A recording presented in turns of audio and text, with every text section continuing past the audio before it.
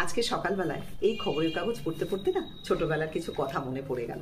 বাবার কড়া হুকুম ছিল খবরের কাগজ পড়তেই হবে। তাই কোনো মতে হেডলাইনে চোখ বুলিয়ে নিয়ে সোজা চলে যেতাম শব্দচাপ করতে। এটা কিন্তু আমার একটা প্রিয় নেশা ছিল। আর কোনো সময় যদি আমার প্রিয় নায়ক বা প্রিয় ক্রিকেটারের ছবি বেরোতো, সঙ্গে সঙ্গে সেই ছবিটা কাঁচি দিয়ে কেটে আমার ডায়েরির মধ্যে সাটিয়ে রেখে দিতাম। এই খবরের কাগজ দিয়েই কিন্তু আমরা ছোটবেলায় আমাদের বই খাতা মলাট দিয়েছি। আর এখনকার ছেলেমেয়েরা সেটা ভাবতেই পারে না। বৃষ্টি হলে এই খবরের কাগজ দিয়েই ছোট ছোট নৌকো বানিয়ে জলে ভাসিয়েছি। অনেক সময় মা বর্ষার সময় এই খবরের কাগজ দিয়ে ছোট ছোট ওই কোণের মতন বানিয়ে তার মধ্যে মুড়ি মাখা দিত, আর আমরা সবাই মিলে আনন্দ করে খেতাম। সেটা স্বাদই আলাদা ছিল।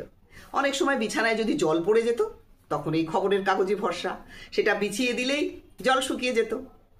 রাস্তার ধারে যে ছোট ছোট চায়ের দোকান আছে, সেখানে একটা খবরের কাগজ 10 জন লোক খুশি মনে পড়তো।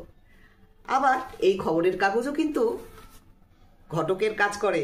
এখানে বিজ্ঞাপন দিলে হাজার হাজার ছেলে মেয়ে এখনো বিয়ে হয়ে যাচ্ছে। আসল কথা কি জানো, এই ইন্টারনেটের যুগে এসে এই খবরের কাগজের প্রতি আগ্রহ সবার একটু একটু কমে গেছে। কেননা এই পেপার এসে গেছে যে, তাই তো হারিয়ে যাচ্ছে এই পেপারের সুন্দর গন্ধটা, আর হারিয়ে গেছে সেই কাগজ বিক্রেতার কাগজ বলে ডাক দেওয়ার আওয়াজটা।